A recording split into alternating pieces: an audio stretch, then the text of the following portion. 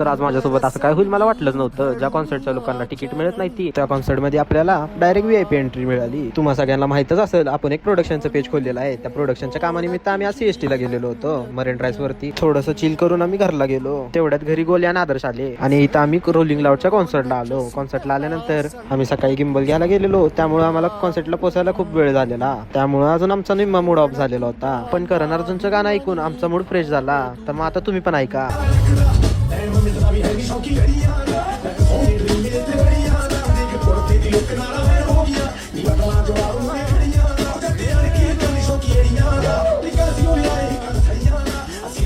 तर ते सगळं जाऊ द्या, तिथं गाण्याचा विषय सोडला तर तिथं अजून बरंच काय काय होतं.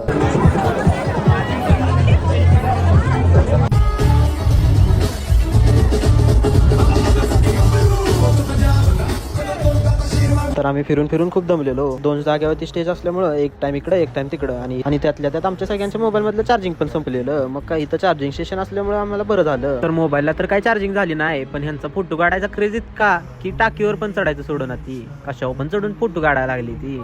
आता येवा लागी वॉचमॅन. आता मला वाटलं ह्यांना मारते ती का काय, मारलं बिरलं काय नाही, खाली उतरवलं त्यांना. रोलिंग लाऊड बद्दल गोल्या 2 शब्द व्यक्त करणार आहे, तर तुम्ही शांत चित्तेने ऐका. शपथ रे असला भारी होता ना, एक नंबर.